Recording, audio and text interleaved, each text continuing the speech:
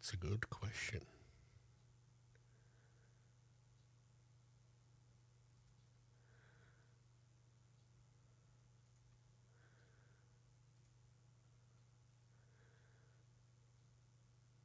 Okay, I think we are live.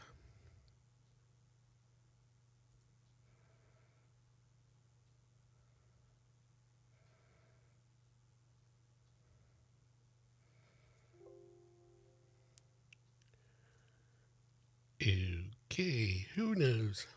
We could be live, we might not be.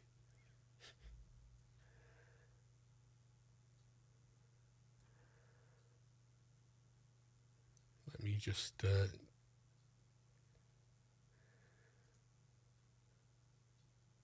says chat is disabled for this live stream.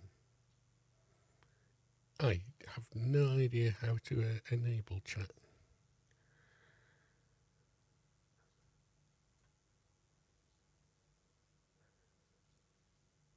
Well, whatever. Who cares? Okay, so I haven't got any specific plans for this live stream. I'm just kind of gonna freeform it for now. So one thing we probably want to do is enable the PCG system just to make sure that we've got everything enabled. So to enable the PCG graph, we need to edit plugins and then type in procedural. And you'll see that I've got them enabled here. You probably want, I just switch on all of them just because. And while I'm here, let's have a look. Is geometry script enabled? Geometry mask? I have no idea what that is. Yeah, geometry script's enabled. So we should be able to play around with that as well.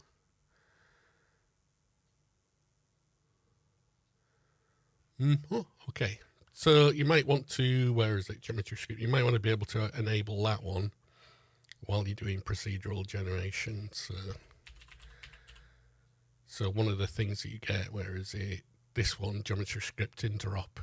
Basically, that just means you can do geometry scripting from the PCG framework. So both of those things work together if you're trying to create like geometry, weirdly enough. Okay, we've got some people. Can somebody type something in chat just to see if it's coming through in my chat monitoring window?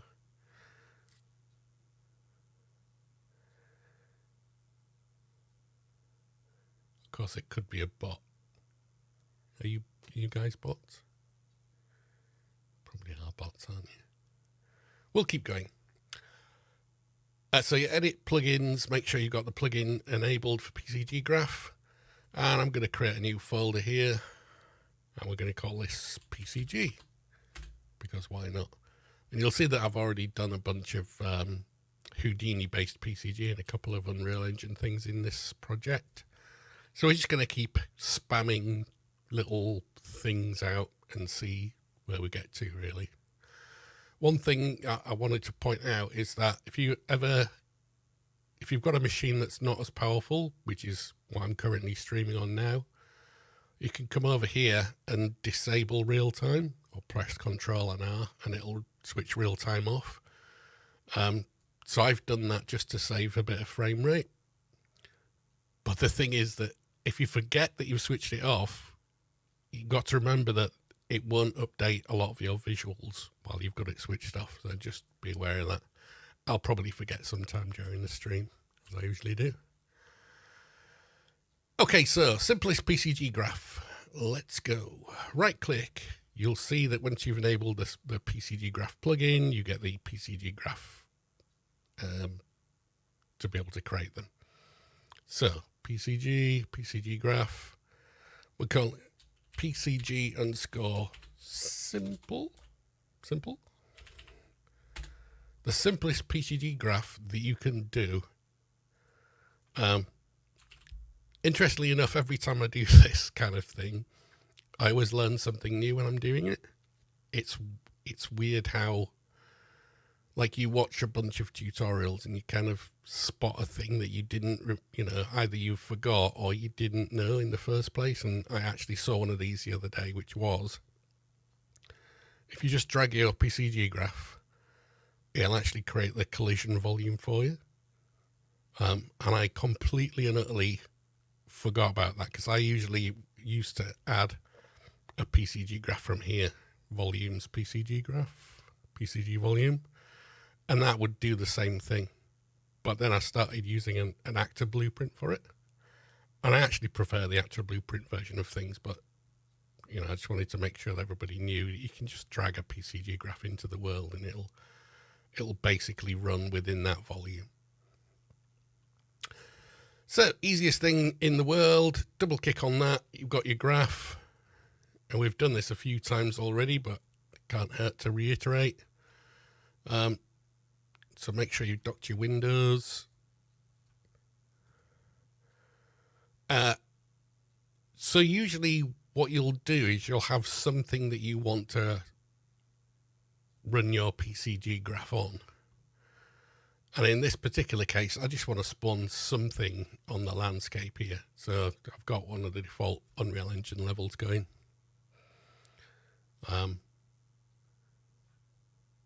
Just monitoring chat.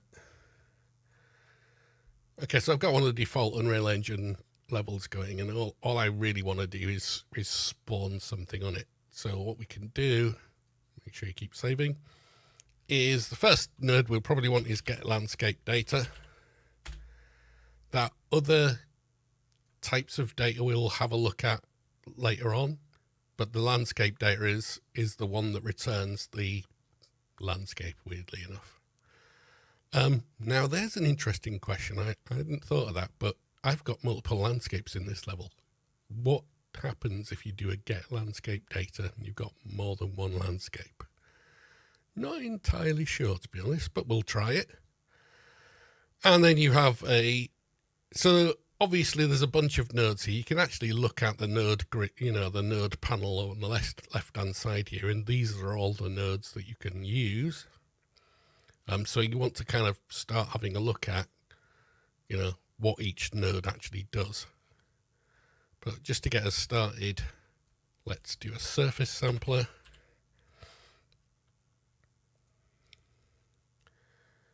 And you see it's asking for a bounding shape, but that's being provided by this, essentially this bounding box, this volume that's associated with the shape. So we don't need to worry about that too much. And if we press the D key, the D key is the debug key. It enables the debug flag here. You see, when I sort of click that one, it comes on and off.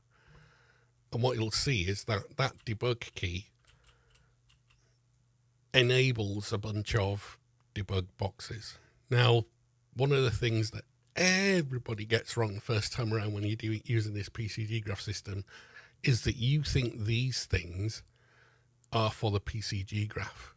And in fact, these things are just for the debugger.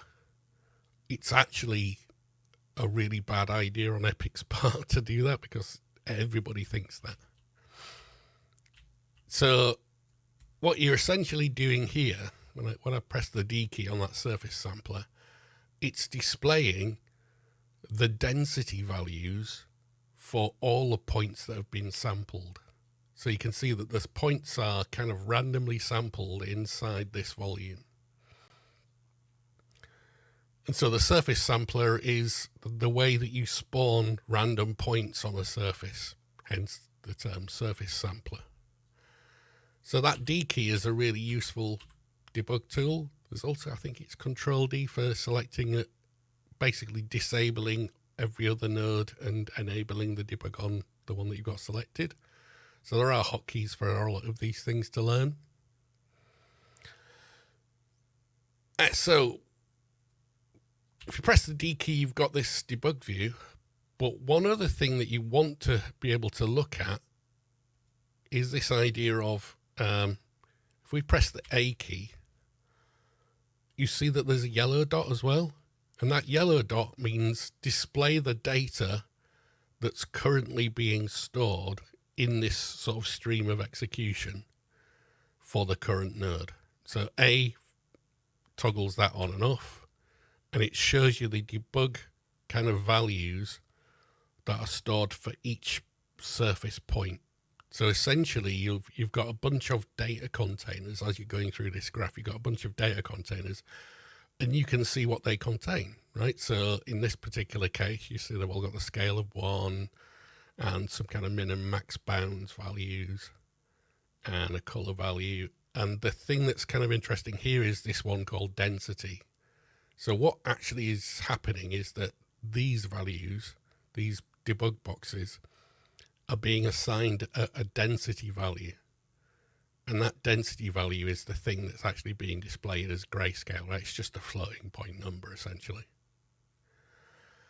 So that's why you're seeing it displayed like that. And then if we want to, we can drag off our surface sampler and we can say spawn, let's say static mesh spawner. So you can see there's a bunch of different types of spawners, and we'll have a look at some of those later on. But a static mesh spawner is, weirdly enough, the one that spawns a static mesh. So let's just switch A and to D off on that node. And our static mesh spawner, what we need to do is we need to add a mesh to spawn.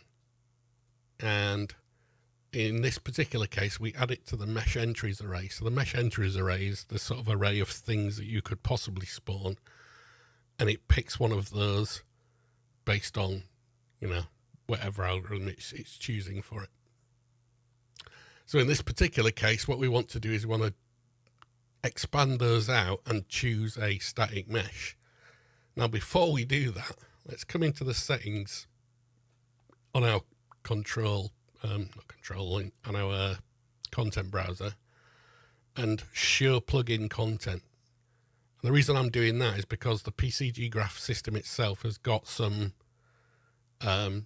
static meshes that they often use in their demos, so I figured we'd use that as well. Let's see if we can find it. Tree, I spelled tree wrong. Let's try that one. So again, this one then goes into the output. You just expand that node there, drag it into the output. Bish bash bosh. Trees. Not particularly exciting, I know, but trees.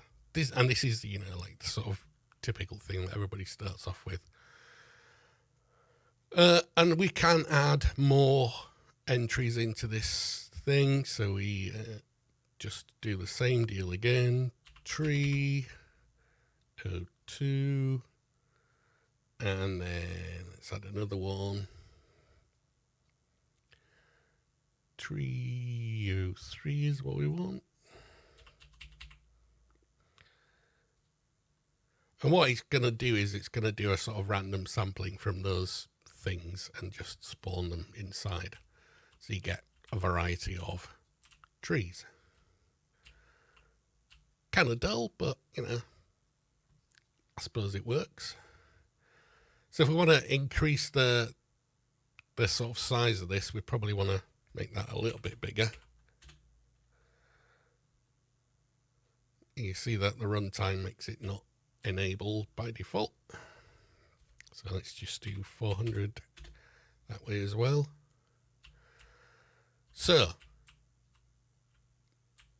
one thing we've got a problem with here is that the trees are too dense. So that's what we want to sort of fix next, right? And the surface sampler is the area where, like the properties are where we actually choose how many things to spawn. So essentially the surface sampler, if we press the D key again, we probably want to disable this guy. The surface sampler is just the thing that chooses how many objects to spawn. So if we want to choose a fewer objects, 1 second.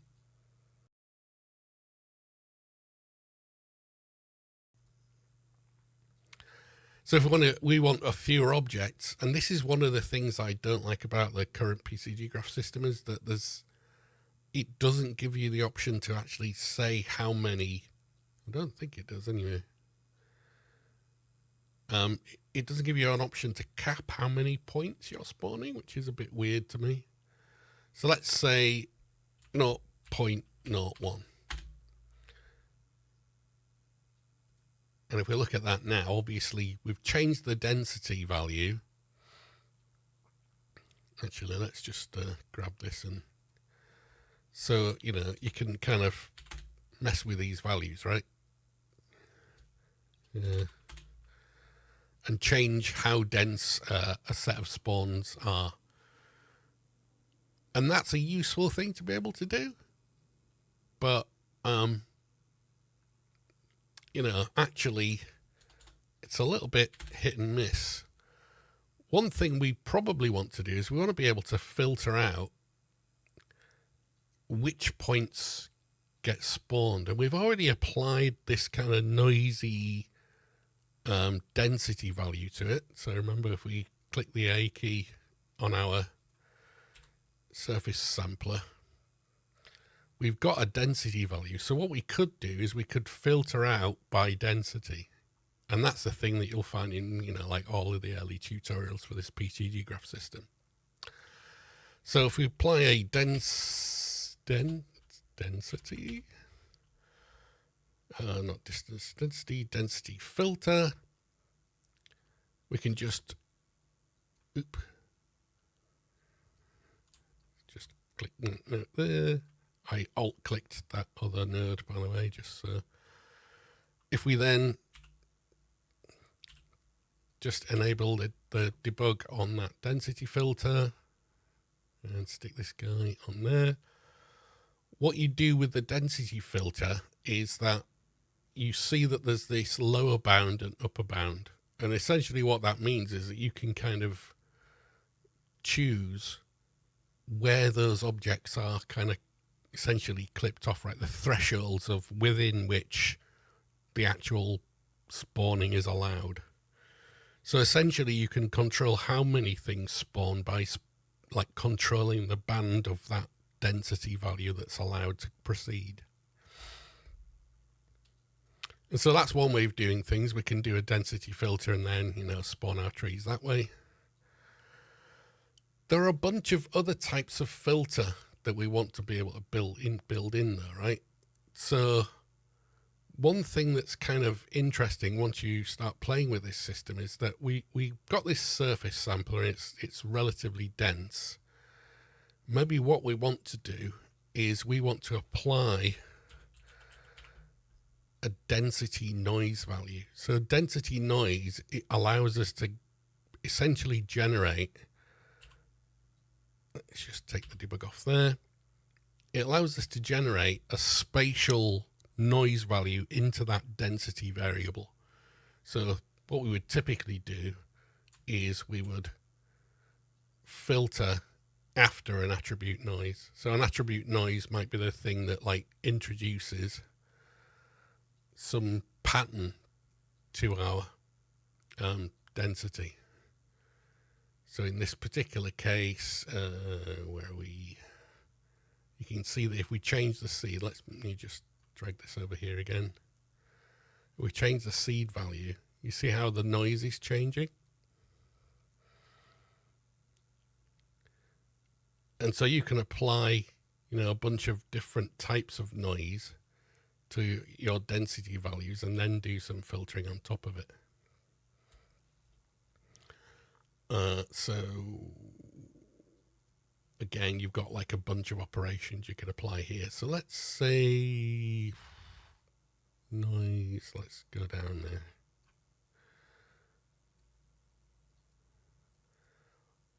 And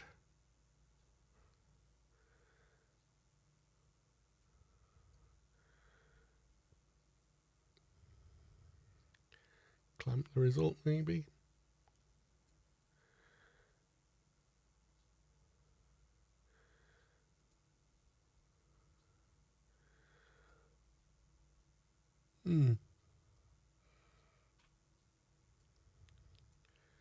That is, we're doing attribute noise. That's not the one I wanted. I wanted density noise. Then density noise is the one I wanted. Oh, that's interesting. Ew. Yeah, so I seem to remember that one having another parameter somewhere in here for like actually controlling what noise. Maybe I'm remembering it wrong. What type of noise it is. Okay, so let's delete that guy. So the point is that we can feed our graph, right? And then we can filter out by just filtering out certain bands of noise. So like we want to filter out anything. And if we, again, we get rid of the debug flag on there, put the debug flag on here, we can kind of control exactly how many we want to spawn through there. And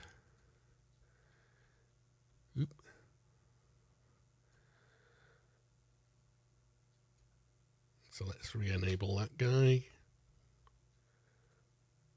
and take the debug flag off there. So you can control how like populated your graph spawning is. And again, all of this stuff, Adrian Lugut's channel goes through all of these different things. So ultimately, like that is one of the simplest graphs you're going to get, right? Where you've essentially sampled some surface, you've filtered out some of those values to, you know, to control the number of things.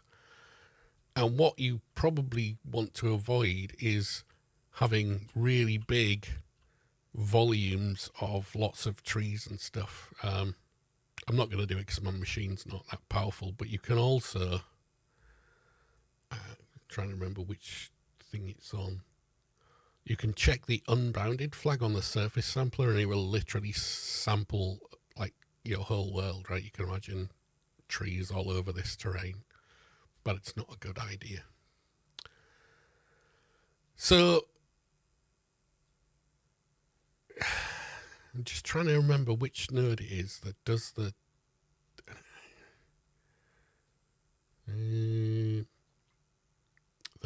actual noise with a pattern.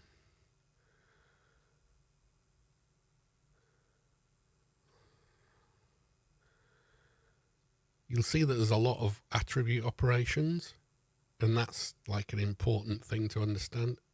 I wonder if it is just attribute noise.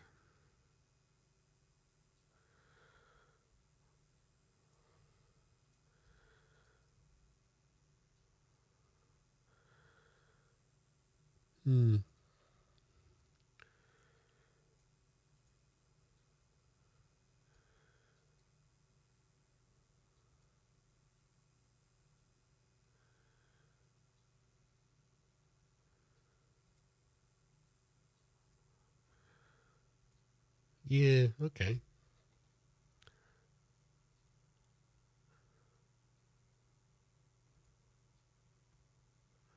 I think one of the things that this shows, right, is that the actual power of a lot of this stuff is not fully realized yet.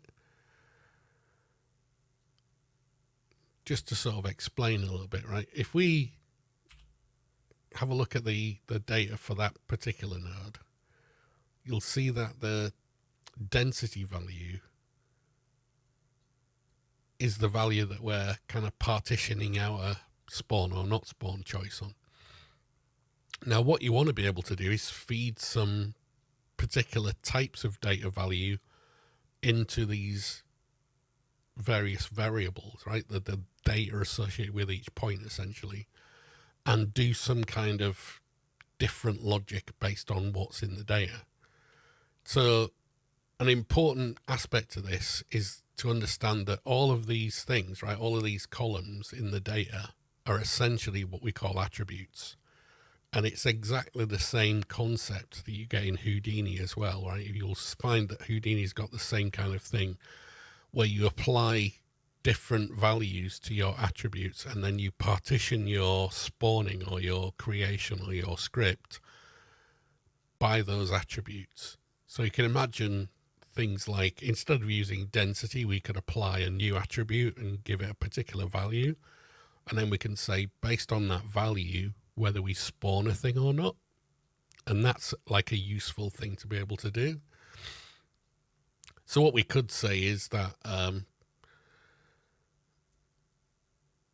we can choose which things are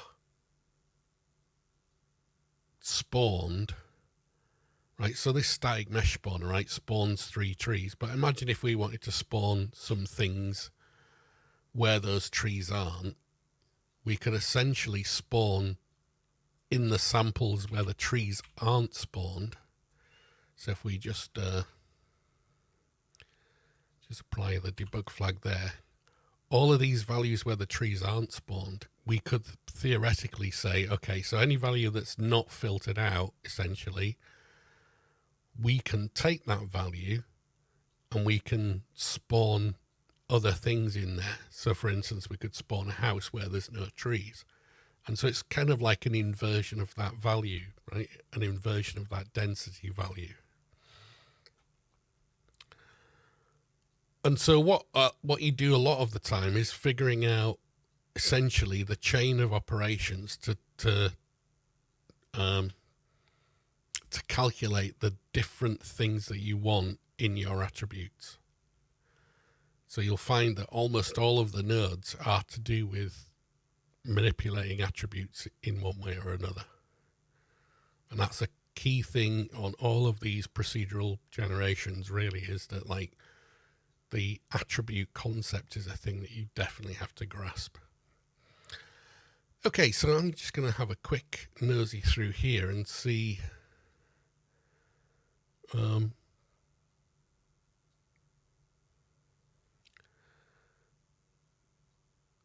there's actually some new nodes to be able to sample the terrain in 5.5, but we haven't got it available in this one. But what I would like to be able to do is do a thing similar to what I'm doing with my Houdini graph.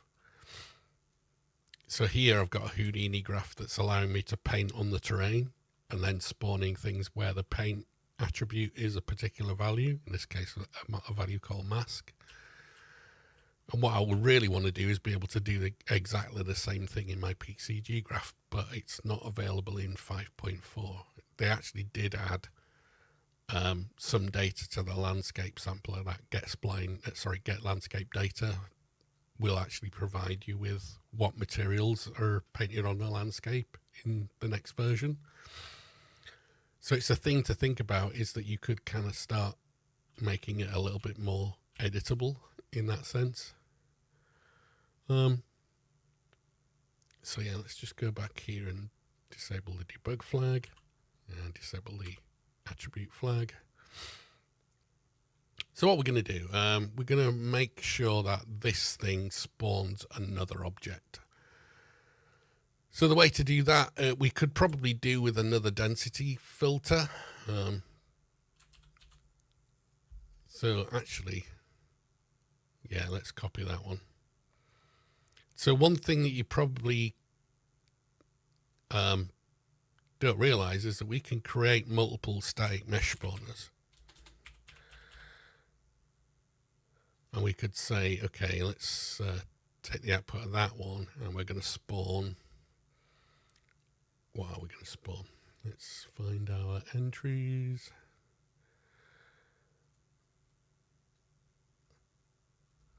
And I made myself like a little house. What did I call it? What did I call it?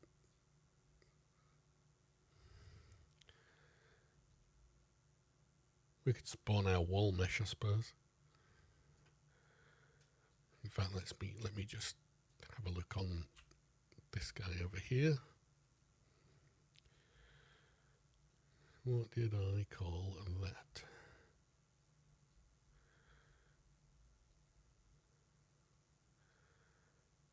Where are we? My scatter actor. And go to my scatter graph. And look at what my static mesh spawner there was spawning. Box. Well, that's not a great name for it, is it?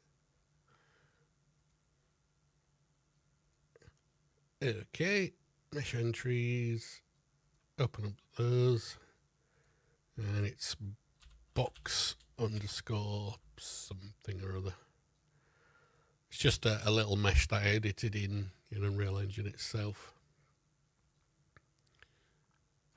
So realize here that we can spawn multiple outputs. If we just have a look at what's actually happened, is that it's spawned the same because we haven't done anything different with the density filter yet. So what we can do is we can invert the filter, right? So we can copy and paste the values from that one and then just invert it, and we should see that the houses only spawn where the trees haven't. We probably want to thin it out a little bit, I suspect. So let's take that one and just make it a little bit less.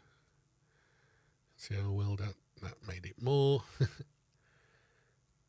I remember rightly. Part of the problem with doing an inversion is that you kind of have to go the other way. Oop, went too far. Let's just drag that one so I can see it. So we get occasional houses. So the next thing we want to do, these houses, when you look at them, let's close that one down and that one. You'll notice that the houses are all pointing in the same direction.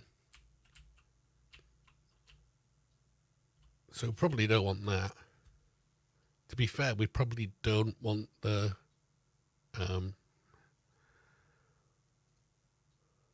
we don't want to necessarily have all of the same points. What we could do, actually thinking about it, is we can make another copy of that.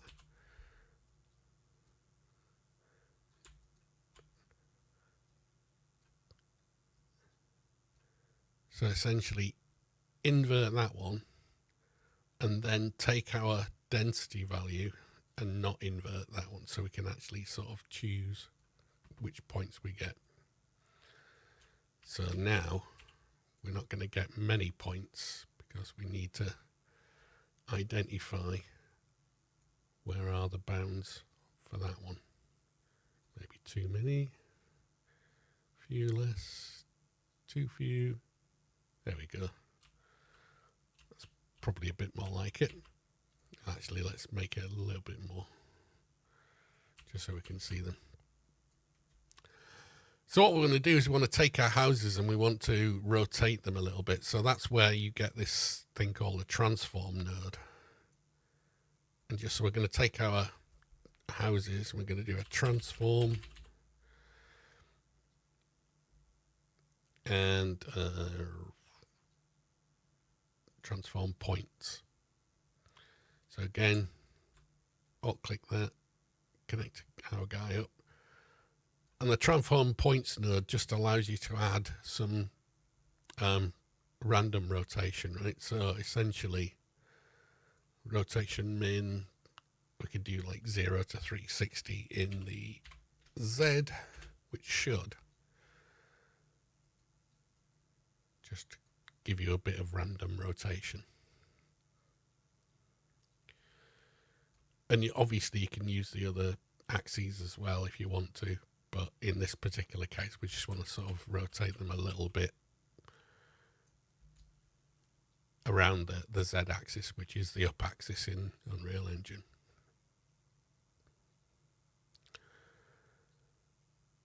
So have we got any questions so far? It's kind of hard to monitor. I don't seem to be seeing any chat, so who knows? Maybe chat's disabled.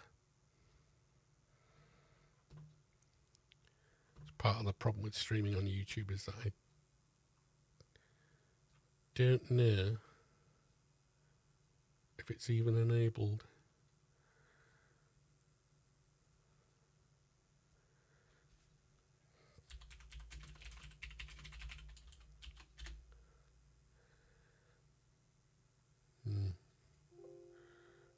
I'm assuming that there's an actually.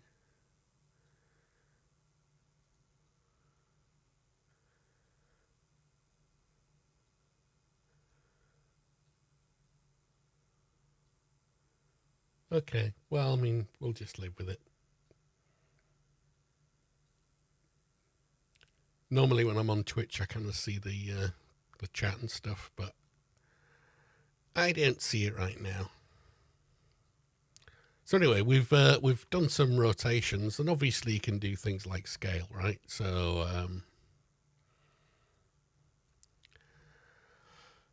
let's say we have, I don't know, like 1.2.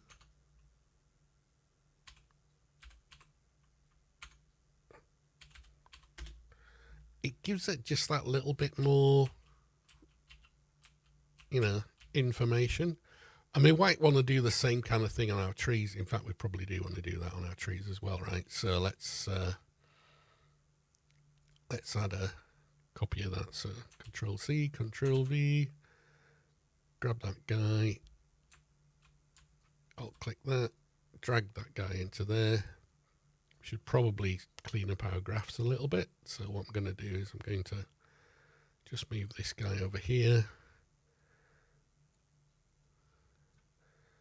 Make sure our different streams of data are coming out. And generally in Unreal Engine, what you want to do is you want to select your nodes and press C and just say trees. And you can change the color of this thing. Let's go green for trees. And in this particular case, let's go C for comment. You can click on here as well. Double click, I think it is. Yeah, there you go. Double click. And we'll leave that grey for houses.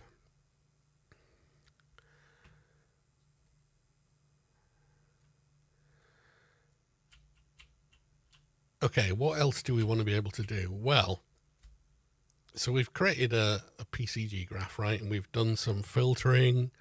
We've done some random rotation.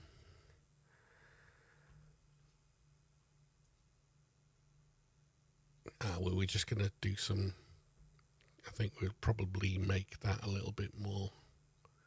Wish I could dock it on that side, but whatever. Let's make our trees a little bit more presentable. So we'll take our trees and we'll do on our transform points, we've already got the rotation. We probably want to scale them down a fair bit. So let's just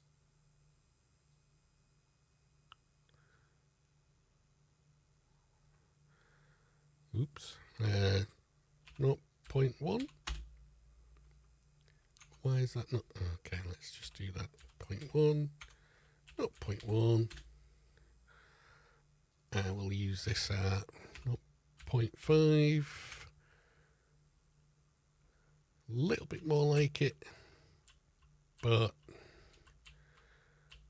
now that we've got smallish trees, we kind of want to have more of them, right?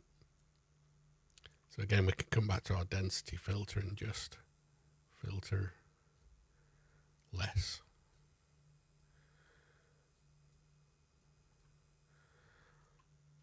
But that's one of the problems, is that if you see here, obviously the tree, we need to keep these same values. So let's just copy that into our density filter here.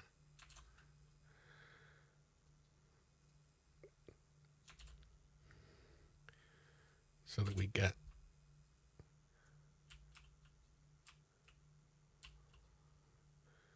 the removal of our houses. And then we need to come back in here and just give it a bit more. Where are we? Bit more. Bit less.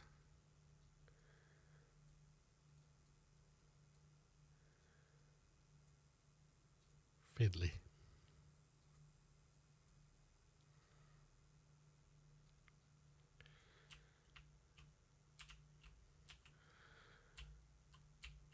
So you see that like having a bit of randomization can make things feel a little bit more natural looking, but it's still not great, I would have said. So let's have a look at a different style of doing this thing. So we just created a PCG graph there, right? And we've dragged it into the world and set some properties on it. And that's all well and good, but we kind of want to be able to control maybe a little bit more where those things are happening. So let's create a new blueprint class, an actor class, call this BP underscore spline PCG. Spline PCG. And so what I'm going to do is in this particular graph, I'm going to add a spline component.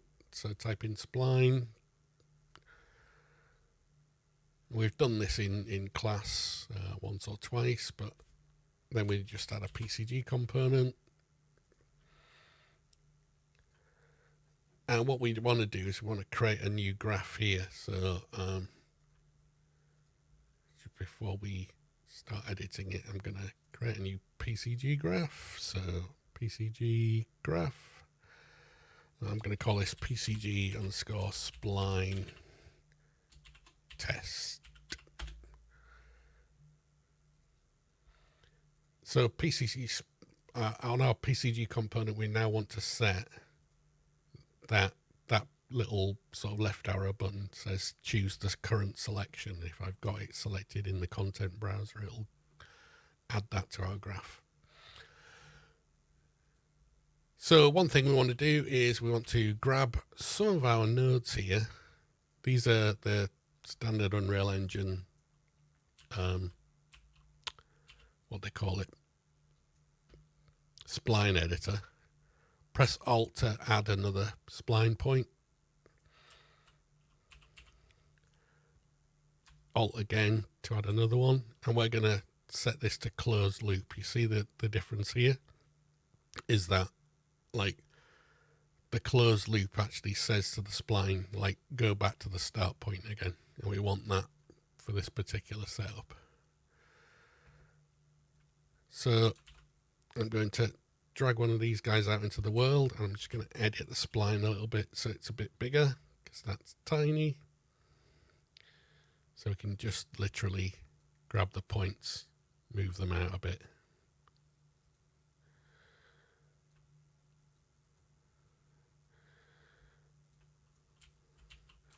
So again, all of this stuff is on Adrian Ligut's channel. None of this is particularly hard. But the reason I want you to do this is because the PCG graph itself, when we're using it as like spawning, we can sample the spline as well. So if we do get spline data, and the get spline data, you'll see that there's an actor filter thing here called self. And self is a concept that's, if you think of it as like object orientation, when they say self, what they mean is the current blueprint, right? The actor that I am owned by as a component. So whenever you see self in the PCG graph system, just think this object.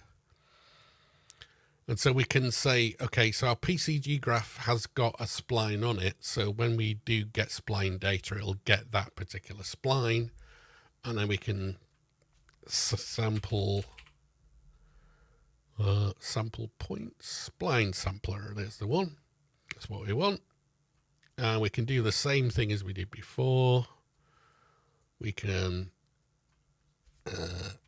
do a transform points and just set that to 0 and 360, say. And then we can spawn static meshes, and we'll give it another entry. I mean, basically the same thing we just did, right? So let's choose one of the trees. tree. Let's go for trio 2. And then stick that in our output.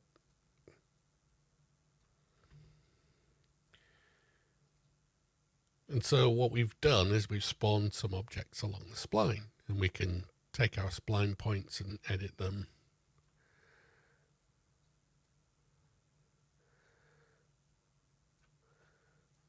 And get, points along a spline, which is what we've done before with Houdini.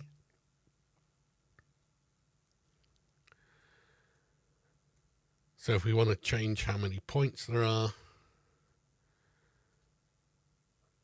we can use number of samples and say more. You can do a distance value, so like spawn 1 point every whatever, let's say 1,000.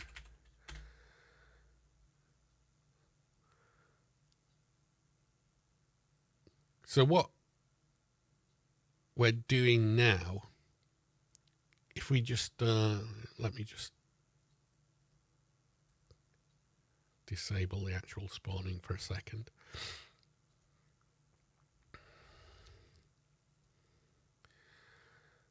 And let's, can you debug it, will you? Let's debug that guy.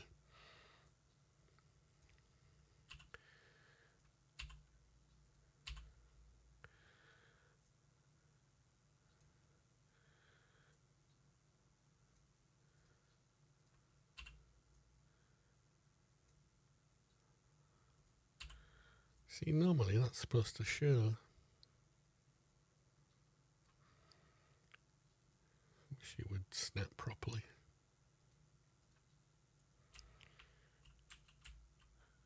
Oh.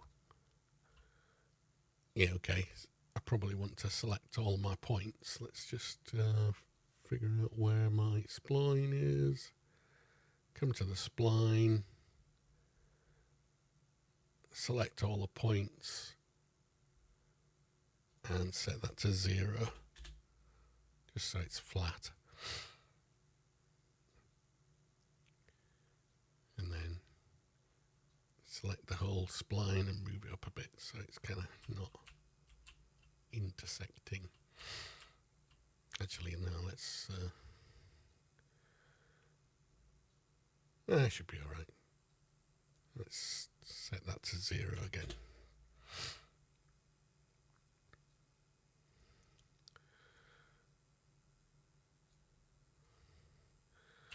So debug should show us a debug box.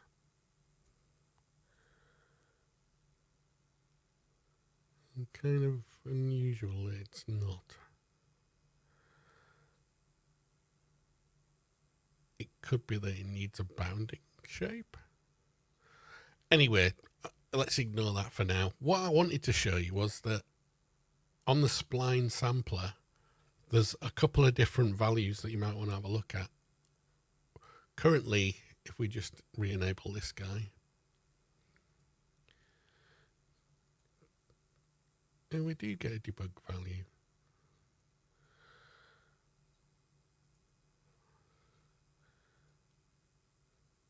Okay.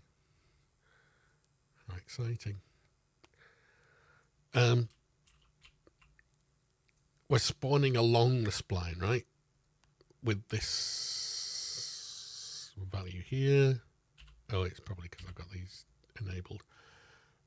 But what we want to often do is spawn inside the spline.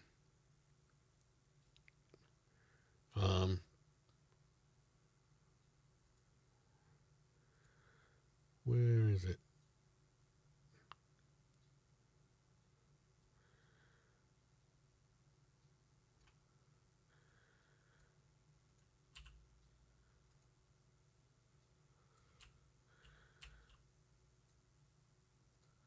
Oh, it's because I didn't save it, maybe.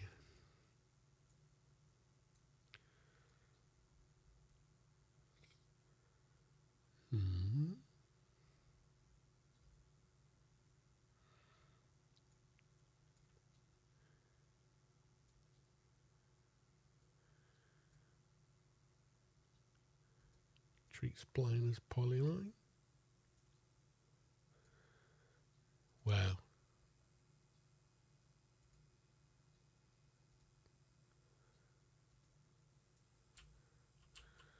That is not what I was expecting, frankly.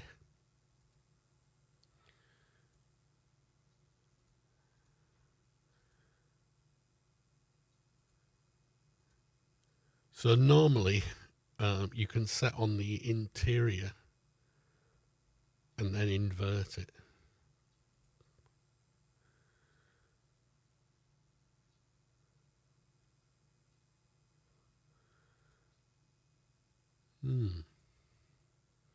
It's curious, isn't it?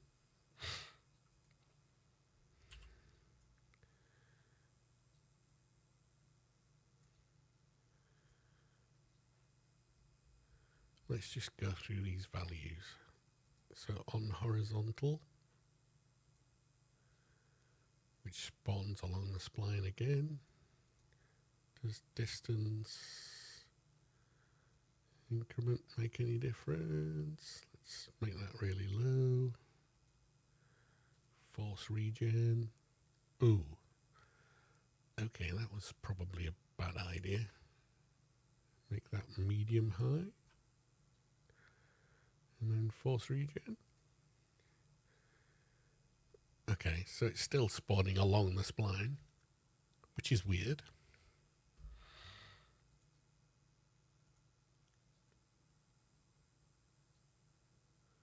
Usually you get help if you hover over the setting, but for some reason that's not doing it. Let's make sure the spacing's at least sort of reasonable. I must be missing another value in here somewhere then.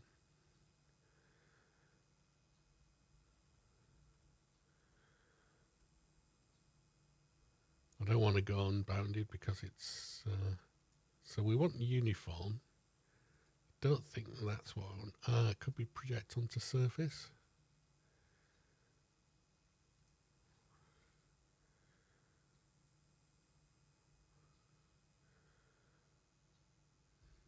What am I missing here? It can't be the tangents.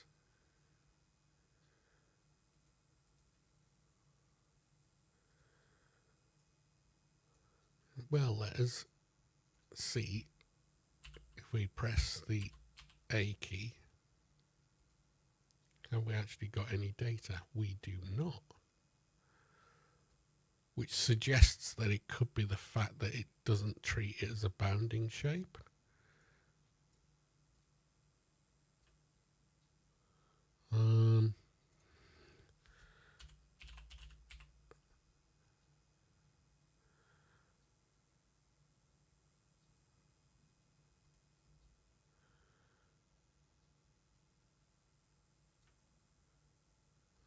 Okay. I wonder if what we need to do is add a collision box.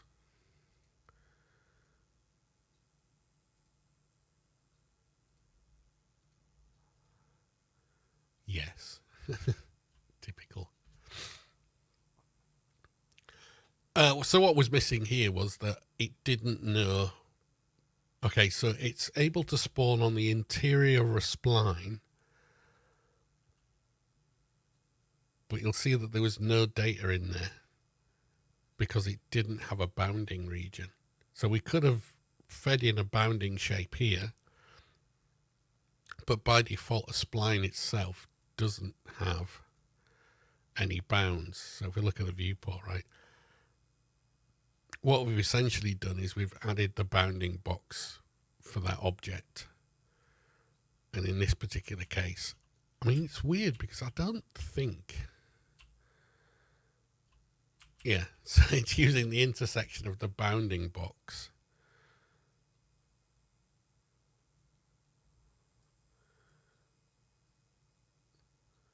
So if we just... You know, that's the weirdest thing, is that it should only be like spawning trees in the bounding area. Let's see. If we... okay.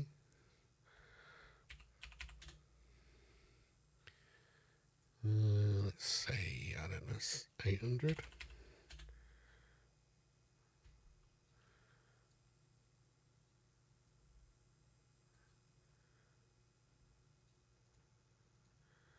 Oh, actually, yeah, it's parented to the spline, isn't it? Let's just see what happens if we do this.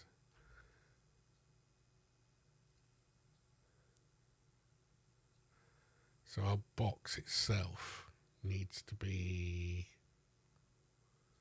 I don't know, 1,000 by 1,000 by 32. Seems all right. And now, if we edit our spline, no, look, it's still clipped off. Anyway, the point being that we should be able to edit our spline and have things only spawn inside it, but they're only going to spawn inside the area where the box is. So in this particular case, I'm just going to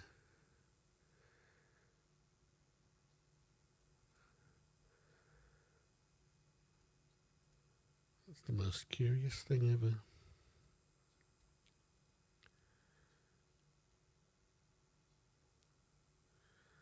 I suppose technically what we could do is we could add the box as the scene root,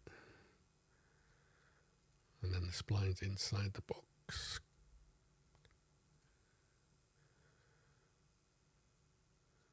And let's delete this guy out of here and try again.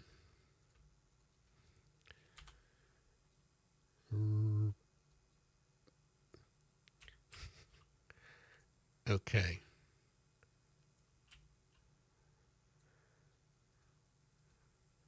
That is not what I expected.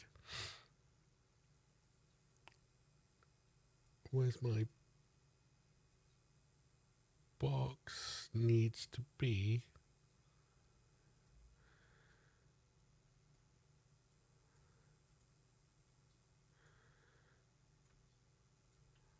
I do 100 of that.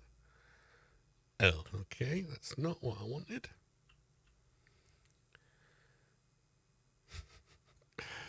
Clearly. But that box extent should be bigger than it is now. I mean, technically, right, this will work. As you edit the spline points, it will keep going until you reach the... Oh. And that's not what I expected.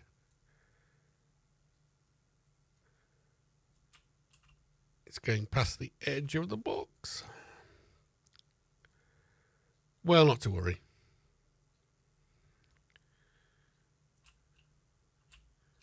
Let me just grab that point there.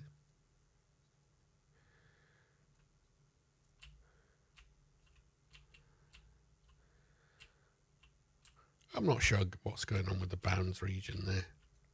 But you can see, basically, if you use on interior, it's going to take the interior of that particular spline and sample it. I mean, so that's relatively useful, I think.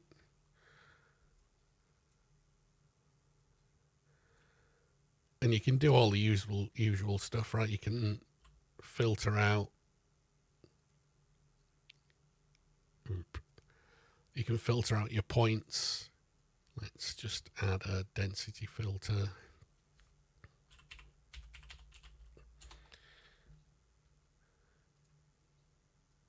Let's grab that guy out of there.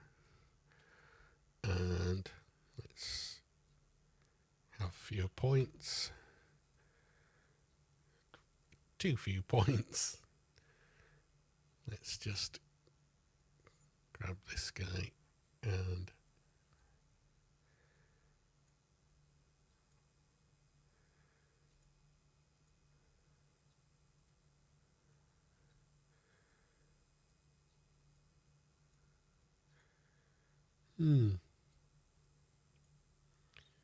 that's curious.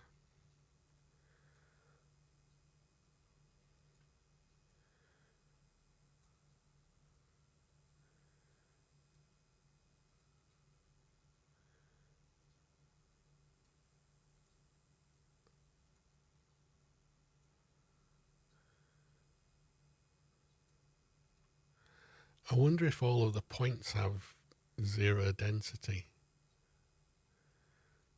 That's possible. If we press the A key and come down here and have a look at our samples,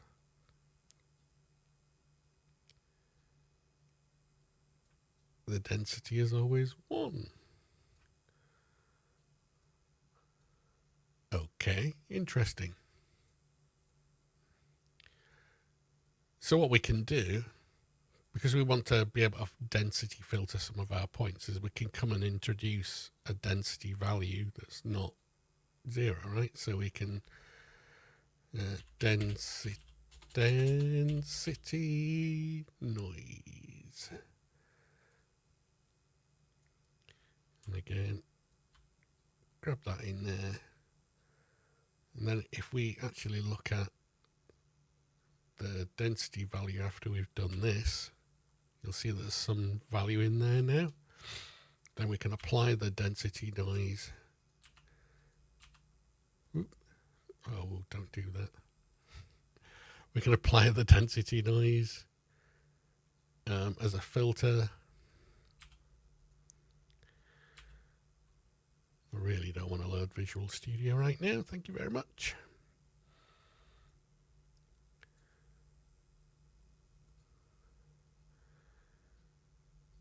So let's just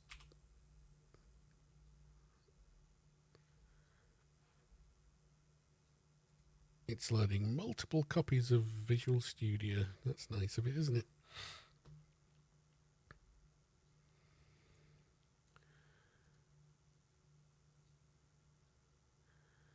So what we're going to do is we're just going to take our density filter and like cull out some of the trees.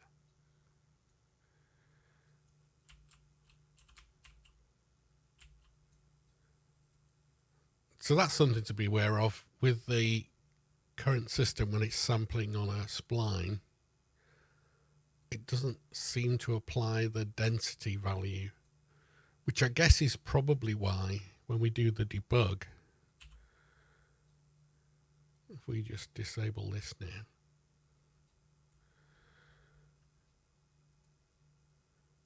it wasn't actually showing us.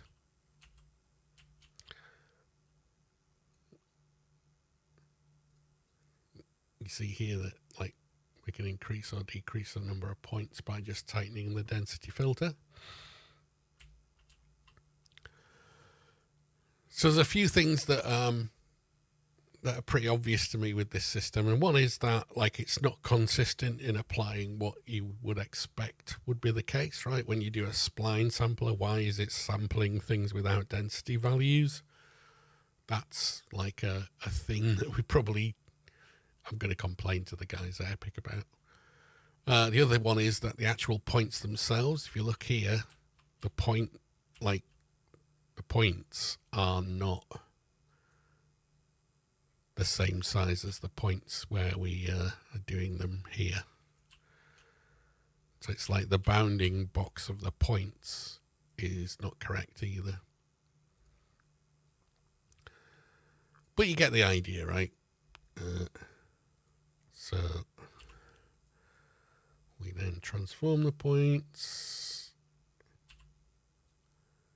and we get like these random rotations, which is what we would expect. And then we just, what's the enable key? There's definitely an enable key.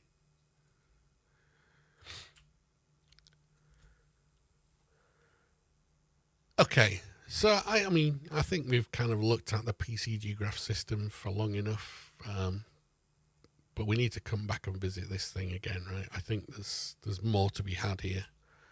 If you watch Epic's presentation by Chris, I can't remember his second name, but the guy you'll find that he's quite salty about the fact that everybody who does a video tutorial basically covers the exact same ground, which is how to spawn things on points. And almost all of the tutorials on YouTube are this kind of stuff. And what his presentation is about advanced use of the PCG graph. But to be honest, I don't think his advanced use is particularly advanced either. But it's well worth a watch. So hopefully you spend some time watching that over the reading week, and we'll come back and visit this again in another stream maybe later on. But I'm going to play around with this stuff. I think, to be honest, I think it might be version 5.5 of Unreal Engine actually makes this actually a usable system, right? Because I don't think that being able to spawn things randomly, even with filtering, is actually enough functionality to be that useful. And what I want to be able to do is do the kind of things I can do here, right? Which is I can select the landscape and paint different values on it and then have the thing spawn. So this is using Houdini to do that, and Houdini to populate like a landscape with pathfinding and stuff. And again, all of this kind of thing is built into Unreal Engine PCG graph in version 5.5. So it starts to make it look a little bit more like what we want to do is look at that version and not this version, because this version feels a little bit gimped to me. But that, anyway, there we go. We'll cut the stream there, and hopefully I'll be able to clip something out of it. But if not, I'll do some more videos of the basic setups for these things. Again, one of the things that you probably notice is that you need to be able to debug things, like pressing the A key and debug the actual data pipeline if you can't figure out what's going on. Some of it is just watching the videos of Adrian Legault and people like that, where they go through exactly this same kind of pain, and then you like jog your memory of that kind of thing. But anyway, let's call it a day there. So thanks for joining.